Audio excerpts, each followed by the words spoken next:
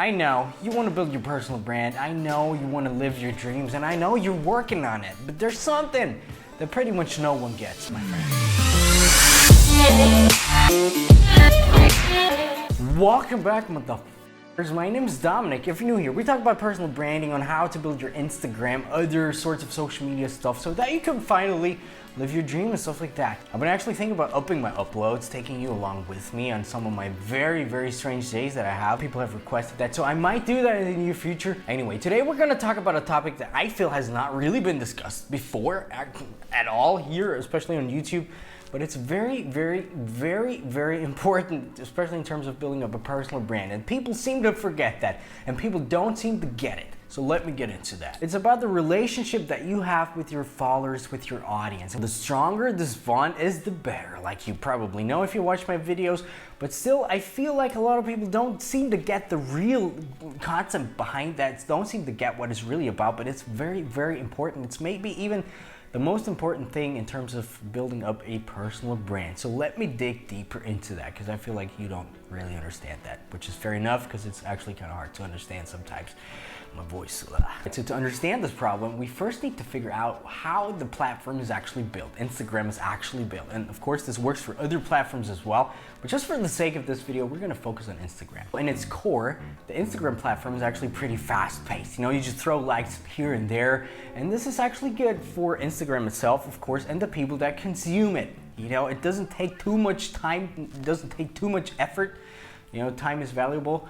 But then again, it's actually kind of bad for the creators of this platform, which should be at least as important as the people that consume it. And it's actually kind of bad because it's such a fast-paced platform, meaning the bond that you kind of want to have between the creator and the followers and the consumers is a lot harder to establish because you don't have that much time to establish that. So listen carefully now, my friends. It might kind of sound harsh for you, but you know, that's just the way it is. A like on Instagram does not equal a like on Instagram. I hope you kind of get that, meaning it depends on the creator, it depends on the content, which like is more valuable than the other. They're not the same value. Let me make that clear for you right now. Because of the fast-paced nature of Instagram, visually provoking content, of course, gets a lot faster likes. And I noticed that myself when I'm just scrolling through.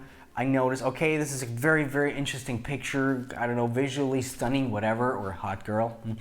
I'm just gonna like it, you know? It's kind of like a muscle memory already, you know? And you just like that, and you actually just consume the content for maybe not even a second, or maximum 1 to 2 seconds, right? And that's it. You scroll through, you see the image, right? I like it. It kind of triggers some sort of response in my head, like, and continue scrolling, right? That's it. In this nature, this kind of content is actually not that valuable in terms of building up a relationship between you and your followers. Of course, the relationship is necessary if you want to build a career out of your social media and stuff like that. You know, if you just do that for fun, keep doing it, get your crazy internet points, and you know, go to bed happily. But if you really want to build a career out of that, you know, you need a little bit more than those kind of weird likes. So in that context, these likes that you just hand out here and there are not worth anything in terms of, you know, career-wise Instagram.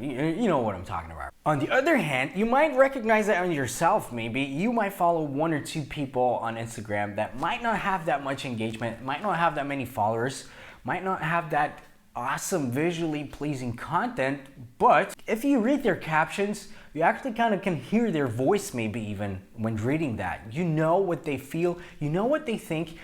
You're actually kind of influenced by them, if you know what I'm saying, right? In some sort of way. You value their opinion just because the bond between you and them is stronger. You know, there's various ways to build that bond, and you know, just comment down below if you want me to cover that a little bit more. There's lots of ways to build that bond, establish the relationship. So, you know, just comment down below. I will help you all out. I will do plenty of videos on that topic if you want to. And at first glance, it might seem, okay, they're kind of failing influencers or whatever. They don't have that many likes or followers. But then again, it might be a lot better for the monetization value. It might be a lot better for their career. It might be a lot better for their brand, you know? Because, you know, a brand is not just for having fun. A brand is there. You build your brand. You have your brand, especially your personal brand. Once you have it, not a lot of people can take that away from you because it's your person, right? So the point that I want to get across in this short little video here today is, and I really want you to understand that, my friends. First of all, don't get discouraged when you see your friends or other people on the internet crush it in terms of numbers on social media, YouTube, Instagram, whatever is out there. It's not just about the numbers, because according to this principle, which is very, very true, and if you don't believe that, just switch off that video right now. For example, you have a small community, but it's actually a community. You know, you communicate with them back and forth. You have some, conversations going on in the comments. They kind of, like I just said, they kind of know your voice. They kind of know what you feel. They kind of value your opinion. But there's only, I don't know, 2,000 people, you get 200 likes, that's it. From the outside world, this whole internet thing where 200 likes is basically nothing, it might seem, failing person. He's just a try hard, they're just trying too hard. Just quit this thing and go back to your job. But then again, it's not true, because these 200 likes might be a lot more valuable than, let's say, if you have a meme page or a rehashing page and you have 2,000 likes, or like a visually pleasing hot girl page. Sorry, hot girls. There's, of course, lots of exceptions, but there's lots of, where I just think about how it is, okay? Where you just show your beautiful bodies and stuff like that. But then again, you just like those pictures. There's no bond between you and me, for example, as opposed to someone, like I just said, you know what I'm saying. Not that there's anything wrong with that, by the way. So I just want you to understand this concept. Likes not being likes, likes having different values depending on how your community is formed. That's why building the community, building the core is a lot more important than going for the masses. And I feel like a lot of people get too hung up on numbers these days. I get so many messages a day where people are just being paranoid about their numbers. They actually kind of feels like their life depends on their numbers on Instagram, especially. They're like, I used to have 500 likes and now I have 497 likes in this picture.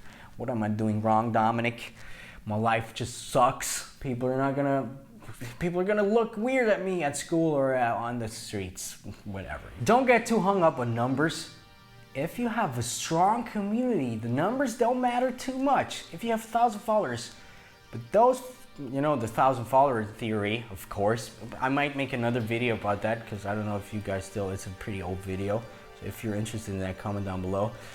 But if you just have 1,000 followers that are really into your content, that's basically all you need. The stronger it is, the less likes you need. For example, on YouTube, when I had 4,000 subscribers here on YouTube, I averaged about $7,000 to $10,000 a month revenue through the whole things that came together. And that's just 4,000 anyway. If you want me to talk more about these things, if you want me to help you build that strong bond between you and your audience, stuff like that, comment down below. Actually, I'm picking a random, this time it's random, and the person will win a free 30, 40, I don't know, 1 hour call with me where we can talk basically about anything that you want.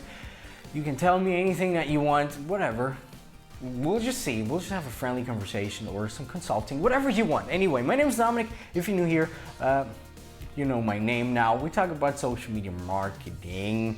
I'll take you along on my very weird ride pretty soon. Just thinking about how I should do that, because it's actually too weird to put on the internet at some points. Anyway, thanks for watching, my friends. Bye-bye. Yeah.